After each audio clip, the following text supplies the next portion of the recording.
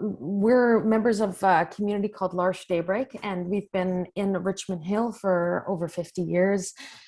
It's very much it's our home, and so we're really happy to have opportunities to connect to the wider community beyond our own little community.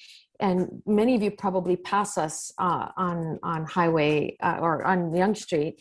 We're just south of Devonsley, north of Elgin Mills, and we're across from the Coptic church that you probably pass there all the time. And our community is part of an international movement called L'Arche, and it came out of actually some hard stuff.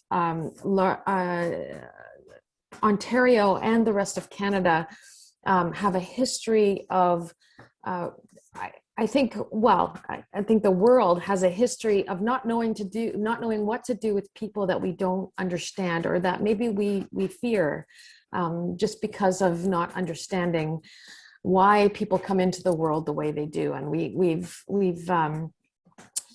people with developmental disabilities have we've had all kinds of notions or ideas about why disability is what it is.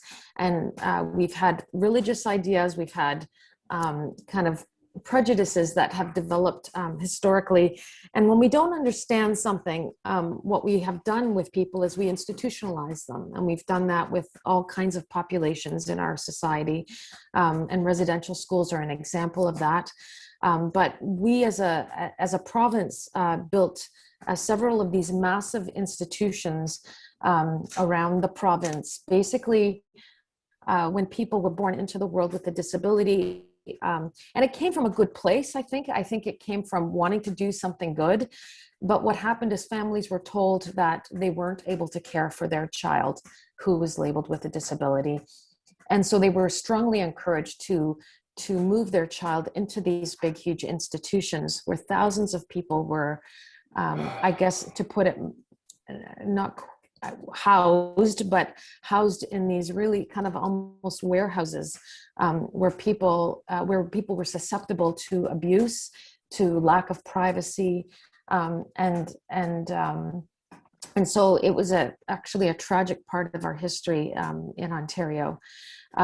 So L'Arche came out of a desire to basically welcome people out of those institutions into settings where they have a sense of family and home.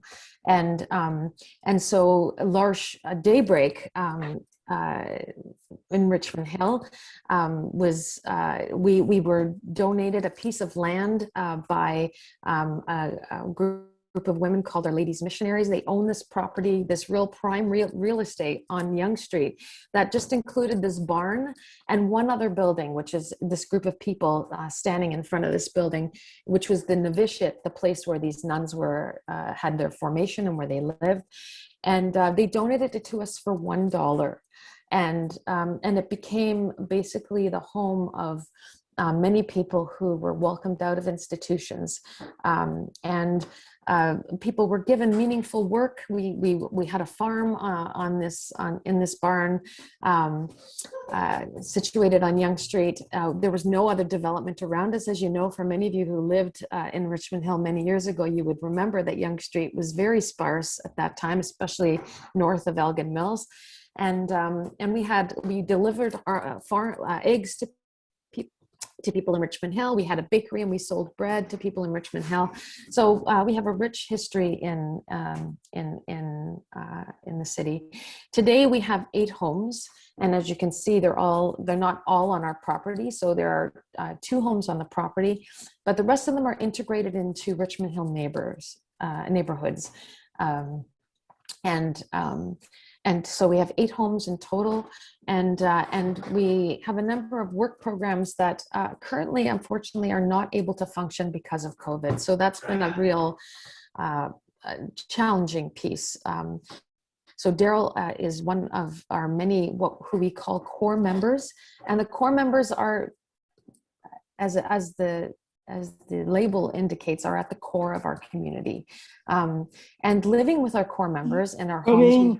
Hi, Daryl. Great to hear from you. Um, Yeah, so, Daryl, we live right with people. You live with people who we call assistants, right? And assistants are young people who come from all over the world to live in our homes and to be in relationship, right, Daryl, with people who we call our core members. And Daryl, which one is your house? You're at Brookwood House, right? yeah, So Brookwood. I'm not sure if Brookwood. Oh no, these are the property houses. Let me see if Yeah, your house. right. Oh, here we go. Here are the Richmond Hill houses. So Daryl, yours is the white one, right? On Brookwood Avenue. There you go. So Daryl, you live with a group of people in your house, right? And just a little map that tells you a little bit about where L'Arche is. We have 152 communities around the world. And really at the heart of our mission, our work, our life together, is the recognition that each and every person who comes in the world, no matter how they're labeled, no matter how they come into the world, whether someone can do math or not, whether someone uses words or not, that everyone who comes into the world has a gift. And when we're in what we call mutual relationship with one another, there's a recognition that that someone has something to teach me, no matter how they come into the world. And part of a community is and relationship is to reveal the gift of that person, to make it available to the rest of the world, so that we all benefit from that gift. And as a person who came into L'Arche as an assistant, as a young person many years ago, I was really, I would say, the core members really revealed to me my own preciousness, and that came from being in relationship with the folks in our community. So assistants and core members benefit from these beautiful what we call mutual relationships, where it's not just a one-sided relationship. It's not about the strong helping the weak, but that we all have a gift, and we can all benefit from those relationships. Right, Daryl? So Daryl, you came to our community. How old were you when you moved to Daybreak? Do you remember? My friend Manda, good friend, Yeah, this is your friend Amanda, and Amanda's a member of our community as well, right? right? But Daryl, you came as an adult, right? You came. Mm. I love my parents, love me, Yes, mom, dad, Daryl, you were part of a generation of people labeled with disabilities whose parents were amazing advocates. And your parents were, your mom is a force to reckon with. She was a real advocate for you to go to school like everybody else, right? And to be recognized as a full person with gifts, right? right? And with a contribution to make. So your mom was an amazing advocate. But Daryl, at 21, you lived with your parents till you were told you were 21 or 22? Oh, 22, till you were 22. Okay. And you made, mom and dad, I raised me as a baby, that's right, you lived at home. So you had, you know where you come from. You know who your parents right? are. You know who you belong to. And many people who lived in institutions I did love not have my that. parents too much, Yes, but you made a decision at 22 to move out, right? right? And why did you move out, Daryl? Mom and dad is talk too much. I love Brookwood. Yeah, and you're right, Daryl, because as an Right. adult, well, every adult Adult deserves the now. opportunity to, yeah, you're an adult, and every adult deserves the opportunity to live with other adults who are Right. peers. And and I know you joke about how your parents talk too much, and you still see your parents all the time, right?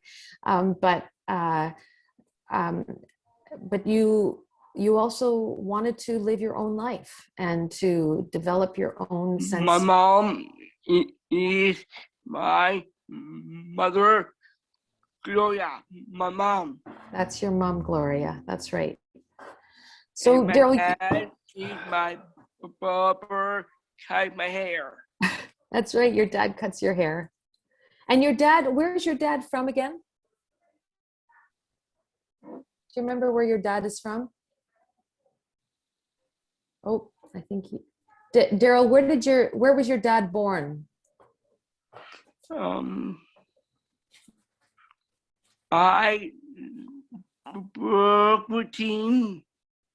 Daryl, is your dad's from Scotland, right? Yeah. And I remember you talk about your dad doing a family tree. On FBI Captain Walk with Hope. Right. So let's get there. We're going to talk about that. So Daryl, this is you at the house in your house at Brookwood, right? And we love celebrations. So celebrating the value of each person. Birthdays are a big part of our celebrations, right, Daryl? And the big barn that you saw earlier is now been converted because I love my work. Yeah, you love your work. Celestial afternoon. So Daryl, all the houses went up around us on the farm, and so they had to change our zoning, and we couldn't be a farm anymore. So they converted the farm, the barn, into what? Yeah. What is this? Woodley. Into the wood shop before COVID, right? Yeah. And I heard you say that you love your work and you probably miss your work a lot, right? Yeah. So we have contracts with different construction companies and we sell. I love my work. Daryl, what? And we have a craft studio. Yeah. Daryl, what are you making there? What are you making in that picture? Whip machine. That's the rip machine. And what are you making with the rip machine?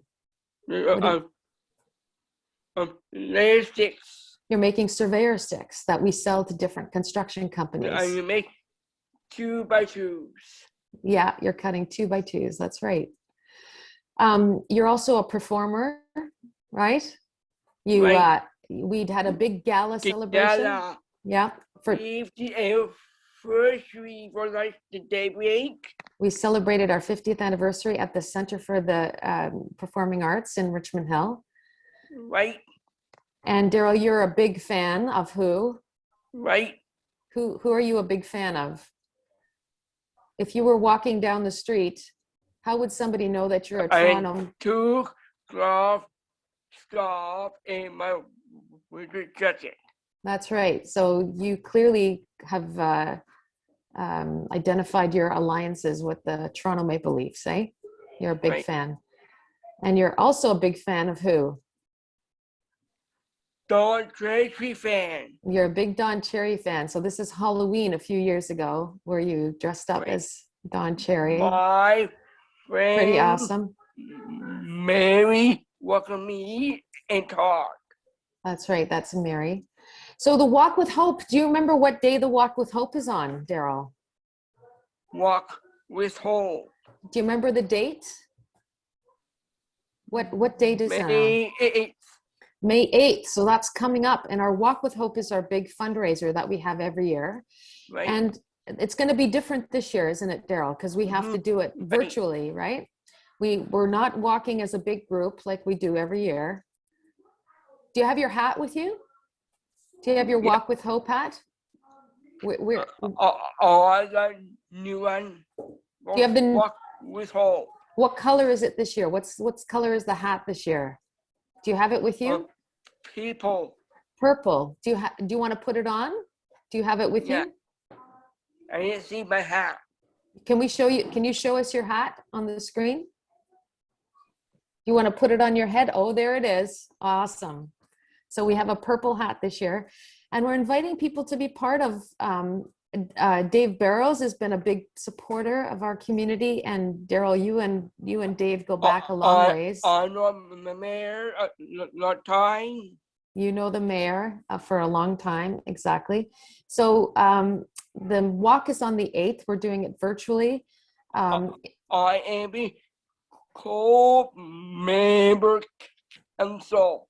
You're a member of the core member council, so you are part of the planning committee for the Walk with Hope. Walk with Hope. And you're the captain for your team. Right. Yeah. And how long is the walk, Darryl? How long do people walk for? May 8th. May 8th, and it's 5 kilometers, right?